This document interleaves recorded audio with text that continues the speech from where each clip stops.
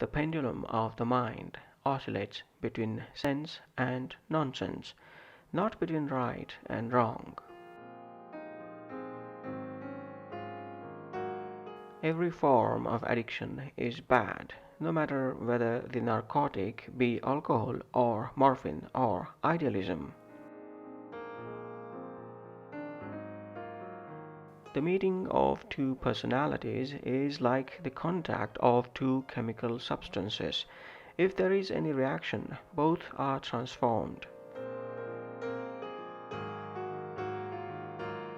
Where love rules, there is no will to power, and where power predominates, there love is lacking. The one is the shadow of the other.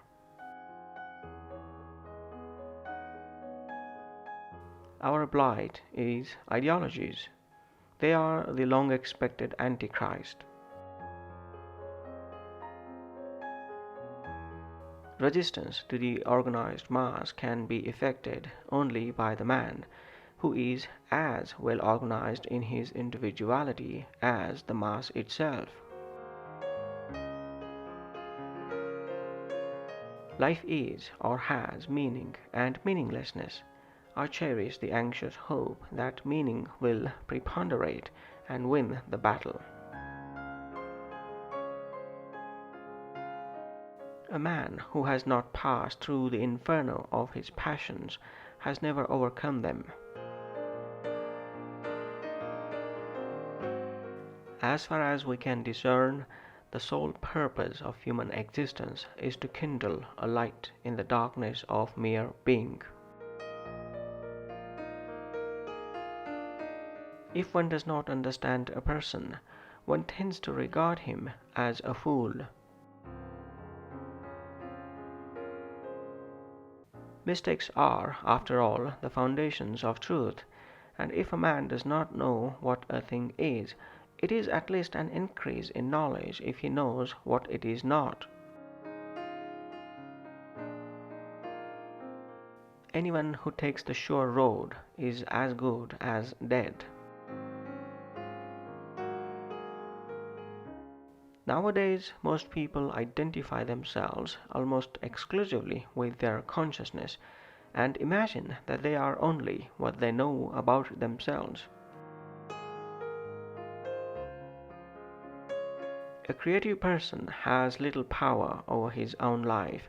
He is not free, he is captive and driven by his demon. We should not pretend to understand the world only by the intellect. The judgment of the intellect is only part of the truth. Knowing your own darkness is the best method for dealing with the darknesses of other people. Everything that irritates us about others can lead us to an understanding of ourselves. Neurosis is always a substitute for legitimate suffering. At bottom, we discover nothing new and unknown in the mentally ill. Rather, we encounter the substratum of our own natures.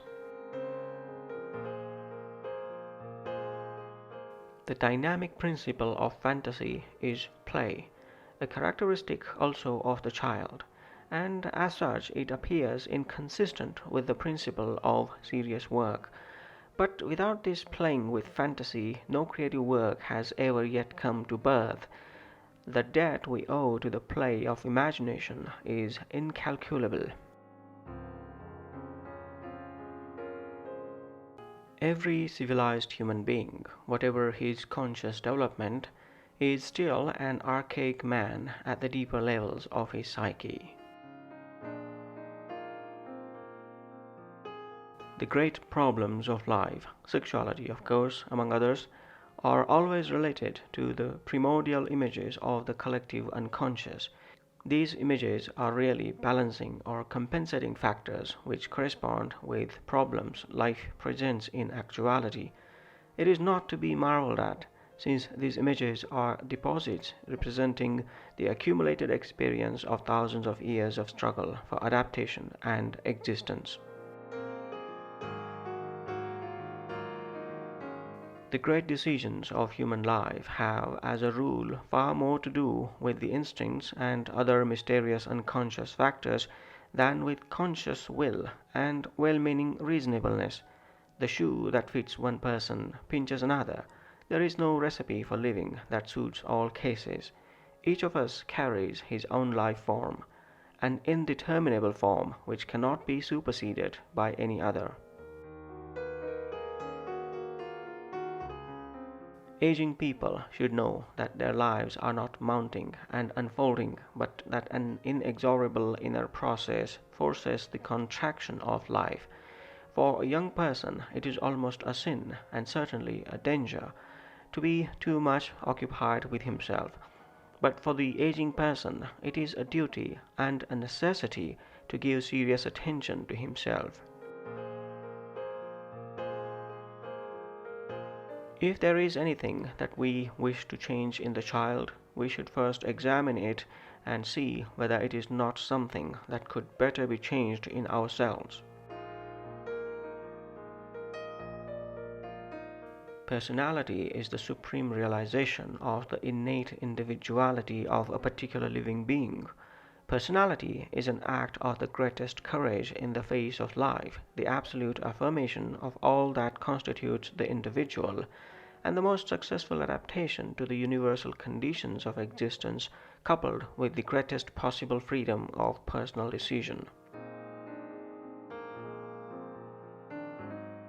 The conscious mind allows itself to be trained like a parrot, but the unconscious does not, which is why St. Augustine thanked God for not making him responsible for his dreams.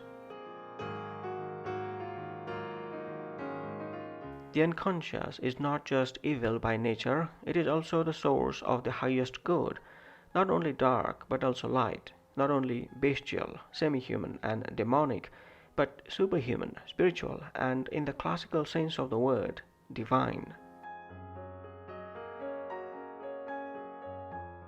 This whole creation is essentially subjective, and the dream is the theatre, where the dreamer is at once scene, actor, prompter, stage manager, author, audience, and critic.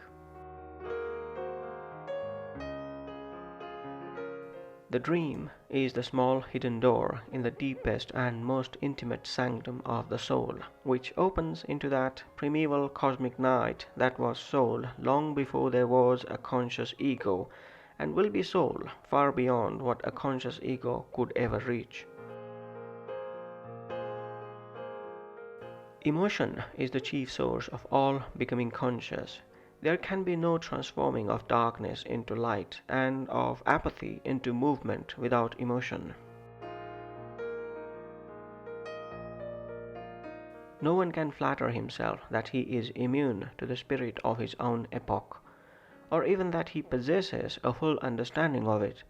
Irrespective of our conscious convictions, each one of us, without exception, being a particle of the general mass, is somewhere attached to, colored by, or even undermined by the spirit which goes through the mass.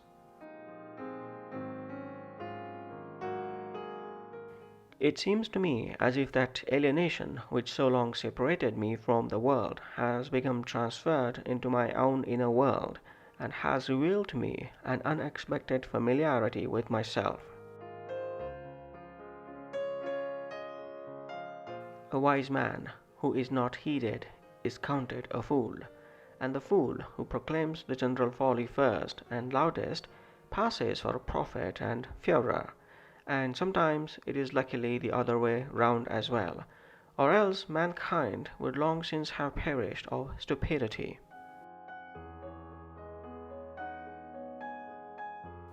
Myth is more individual and expresses life more precisely than does science.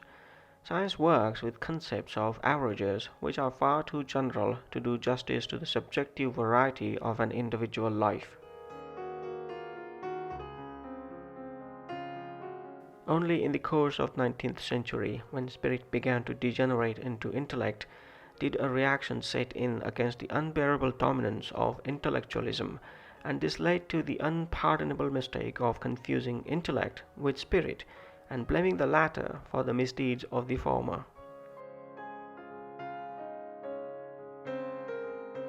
Loneliness does not come from having no people about one, but from being unable to communicate the things that seem important to oneself, or from holding certain views which others find inadmissible. Our civilization bothers us less with food taboos than with sexual restrictions. In modern society, these have come to play the role of an injured deity that is getting its own back in every sphere of human activity, including psychology, where it would reduce spirit to sexual repression. Space flights are merely an escape, a fleeing away from oneself, because it is easier to go to Mars or to the moon than it is to penetrate one's own being. The afternoon of human life must also have a significance of its own and cannot be merely a pitiful appendage to life's morning. No nation keeps its word. A nation is a big, blind worm following what? Fate, perhaps. A nation has no honor, it has no word to keep. One of the most difficult tasks men can perform, however much others may despise it, is the invention of good games, and it cannot be done by men out of touch with their instinctive selves.